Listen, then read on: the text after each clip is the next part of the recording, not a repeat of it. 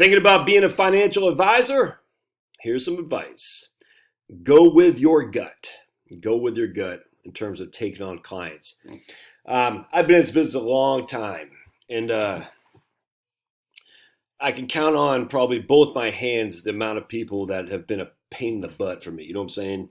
And one of the reasons for that is because I tend not to take on clients that I just have a bad feeling about, if that makes sense. Now, when I was working at firms where you had to take on the clients, that's different. I had people that were a pain in the butt, not by choice, but because I had to.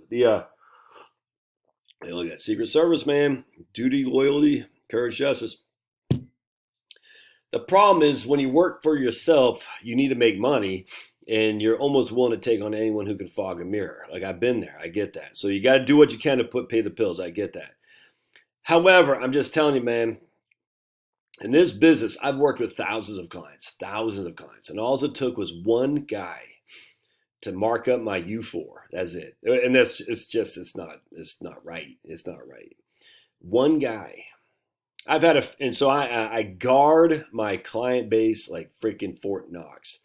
I just can't have people that I don't want to talk to as clients, if that makes sense. And sometimes you don't know you don't want to talk to them until you have to have that first call. Sometimes it takes a second call, but you just like, if you see their emails coming to you and you're just like, oh, I just don't feel like, you see what I'm saying? You got to fire them. Ideally, you never take them on to begin with. You know what I'm saying? That's one of the drawbacks about the way I do my business is I don't know anyone on the front end other than via email. I still can get a gauge of who they are via email. I can kind of feel if they're whiny, you know what I'm saying? And but I try not to, I do try to give the benefit of the doubt because emails, you know how it is when the email, you don't see the tone. But go with your gut because all it takes is for one guy who, for whatever reason, just woke up on the wrong side of the bed, the markets are down, he's going to blame you. Don't accept money from people you're not comfortable with because the markets going up is easy. When the markets go down, I've issued a couple refunds in my since I've been doing this, just because I want to get in front of that, if that makes sense. So I say, all right, not so much as a pain in the butt client, but just like I'm just not comfortable with how the situation kind of unfolded, if that makes sense. And I'm telling you, it just takes one. You can look at my FINRA and my SEC IAPD, and you can see I got one. It wasn't against me; it was against USA. But because my name was on his accounts, I was thrown into it. Of all it took was one. And I could not even get a job at Ed Jones after that because one time. It's crazy. Go with your gut. Now you might not be in the same context, so like needing to worry about the FINRA stuff. That's fine. But I'm telling you, man, all it takes is one to really make your life miserable. And I cannot tell you how many advisors I've talked to.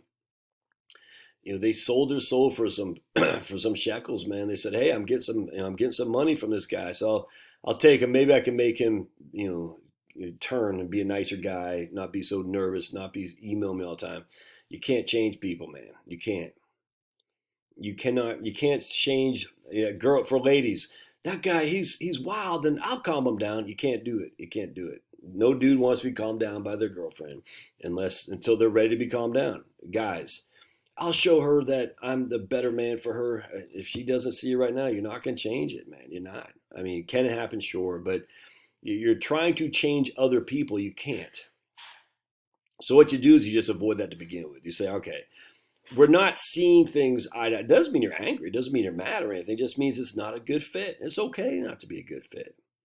It's okay. You say, this person and I don't have a meeting of minds.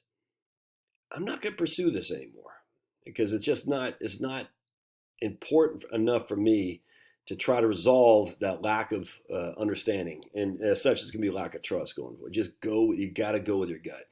I'm a pretty gullible guy. My wife's the exact opposite. So combined, we make a good team. But I'm gullible when it comes to friendliness of a non-professional, non-business relationship. But when it comes to my business relationship, I'm not gullible. I say I go in with the benefit of the doubt. But if there's anything that kind of steers off, I'm like, I'm out. I'm freaking pulling the chute and jumping ship, man. Because I'm like, nope, I'm pulling the cord. I'm jumping off because there's like the guy I talked to today. Let's just put this: we freaking just a great guy. We got along. Again, the first hour was talking, just not first hour, probably first half hour in this case. He's just kicking butt. He's got $4 million. He's doing great. Just a great conversation. Great guy. Easy to get along with. Just not even necessarily see eye to eye on political or anything like that, but just trying to get by. You know what I'm saying? And not a lot of. He had again he had Vanguard. Just simple, man. Simple stuff and just easy to work with. He just said, hey, it just is fantastic. I've had other people that just really need to reinvent the wheel and when you can't reinvent the wheel for them, you can tell they're kind of frustrated. You see what I'm saying? So you're like, ugh, yeah, that's not going to work if that makes sense. And this is not a slight on anybody. I'm just saying go with your gut. Some people are more detailed, attention to detail to me. I am not attention to detail guy. I'm not. I'm a big picture guy. Attention to detail is not my thing. It drives my wife crazy. And the irony of it all is you think engineers would be hesitant to hire me because I'm not attention to detail focused like the way an engineer must be. At the end of the day, though, engineers are focused on attention to detail for the things they need to be focused on attention to detail on. Now, they do have lots of spreadsheets and all that. A lot of the engineers that hire me will hire me because they just want a quick and easy assessment of what they've created on their own financial scenario without all the, basically be able to write it on a crayons. You see what I'm saying? It's interesting. I've always found that interesting. A lot of financial advisors, I don't want to deal with engineers. They're too attention to detail. They're too focused on spreadsheets. Like the reason they are because they're just not quite sure if they're missing something. And so when you come at them with a keep it simple, stupid mantra, they're like, oh yeah, I get that. That makes sense. Okay, good. It's just explain to them well where they can understand it. You don't have to go into complexity of beta and alpha. No one wants that crap. Yeah. But there are some, not just engineers, but some people who are like, I need to know, the how the watch is made, not just what time it is. And I'm like, dude, I'm not a guy to tell you how the watch is made because, frankly, I don't care. I just know what time it is. That's all that matters to me. If you're into that, I'm not your guy. But the point being is, you go with your gut. You get to tell. The people that work with you and the people who don't. You know that. And as such, if you're doing an entrepreneurship, if you're going to become a financial advisor, you got to build a moat about the people that you hire to be your clients. Remember, you are picking them. They're not picking you. You are picking them. So just keep that in the back of your mind. If it doesn't seem to be a good fit on the front, you're not going to change it after a couple meetings. You're not. You just wait till the markets go down. I'm telling you, man. That will change it quickly, and you realize I should never have taken that guy. So just keep that in mind. All right, we'll see you.